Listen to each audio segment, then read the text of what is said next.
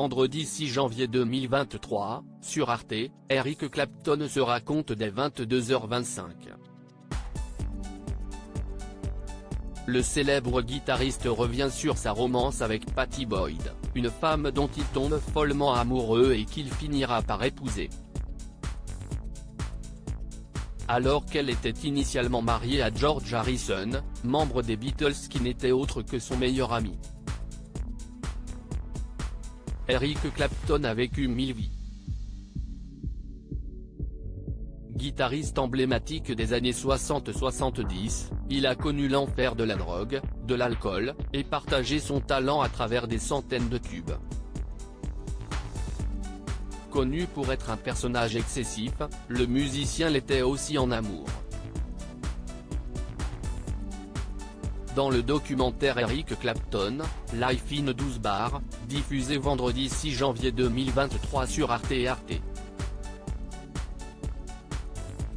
TV, il se raconte. En véritable dieu vivant de la guitare qui s'est abîmé dans des addictions multiples avant de revenir à la lumière, il se penche sur sa vie au travers de ses archives personnelles et de ses confessions sans détour. CIST par ses souvenirs, ses mots et les récits de Pattie Boyd, celle qui a fait chavirer son cœur lorsqu'il était un jeune artiste de blues aux cheveux longs, ouest relater leur histoire d'amour impossible. Une rencontre décisive dans la vie d'Eric Clapton avant de devenir un guitariste célèbre dans plusieurs groupes de blues et de rock, celui qui a gardé des séquelles d'un traumatisme d'enfance jouait des disques dans sa chambre et cassait les oreilles de toute sa famille avec sa guitare acoustique. Très vite, son tempérament passionné se remarque dans son entourage. Lorsqu'il fait la connaissance de George Harrison, membre des Beatles, à la fin des années 60, CIST autour de leur amour commun pour la musique qu'il se rapproche. Mais CIST lorsque Cream, le groupe dans lequel Eric Clapton fait ses armes, implose que les deux hommes deviennent inséparables. Charlotte Martin, une amie de longue date de l'artiste, et sa compagne pendant 3 ans, se souvient de cette période dans le documentaire.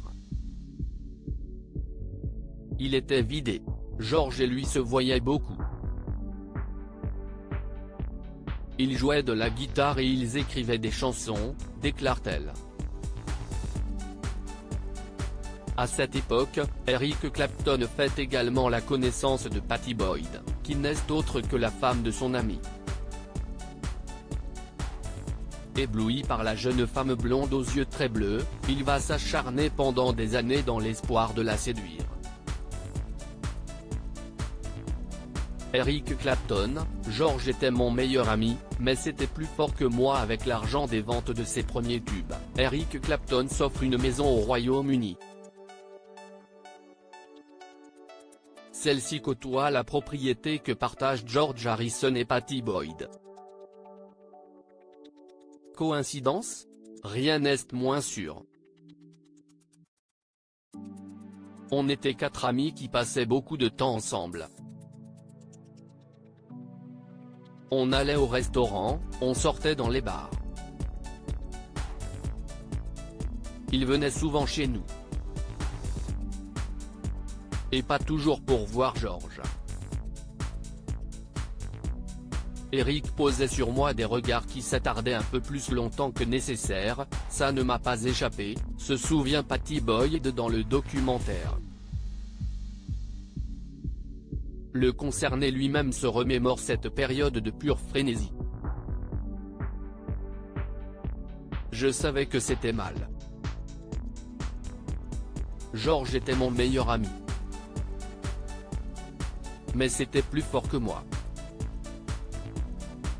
J'étais convaincu de n'avoir jamais encore rencontré une femme aussi désirable dans ma vie.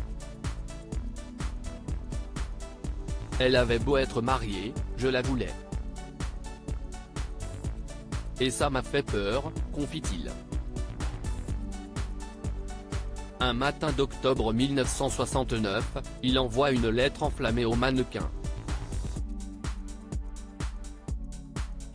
Ça m'a bouleversé de lire des choses aussi magnifiques, révèle-t-elle. Pour autant, malgré de nombreuses demandes du guitariste, et même une nuit de passion, elle refuse de quitter son mari. Une décision qui va grandement impacter Eric Clapton, pour qui l'obsession pour la jolie blonde ne tarira pas. Pattie Boyd, c'était à peine soutenable émotionnellement. Persuadé d'être au cœur d'une véritable tragédie, le guitariste se réfugie dans sa musique. Mais même là, l'ombre de Pattie continue à planer. Des titres comme Layla et Bell Bottom Blues du groupe Derek and the Dominos s'inspirent directement de cette histoire d'amour inachevé. À en croire Bobby Whitlock, un proche de Clapton, dans l'album il était question de Pattie, elle était l'origine de toutes ces souffrances qu'Eric exprimait dans ses chansons. Dans une ultime volonté de séduire l'objet de ses désirs, Eric Clapton l'invite à écouter les titres. Il a passé l'album. Mon Dieu, c'était d'une intensité. C'était à peine soutenable émotionnellement. Je n'en revenais pas d'avoir été l'inspiratrice de cette musique. J'étais convaincue que tout le monde comprendrait qu'il s'agissait de moi, confie-t-elle. Un trop-plein d'émotions qui l'a fait fuir, une fois encore. Il faudra attendre son divorce avec George Harrison en 1977 pour que l'idylle voie enfin le jour. Eric Clapton épouse Pattie Boyd en 1979. Mais leur histoire connaît des périodes très difficiles. L'alcoolisme du chanteur le rend parfois agressif, ignoble, exécrable. Ces infidélités pousseront la jeune femme vers un second divorce en 1988. Pour autant, Eric Clapton continue à voir cette union comme l'une de celles qui l'a le plus marqué. Je l'ai aimé autant que j'étais capable d'aimer quelqu'un, avoue-t-il. À lire aussi c'était comme si toute ma vie avait été un mensonge, ce traumatisme d'enfance dont Eric Clapton a gardé des séquelles.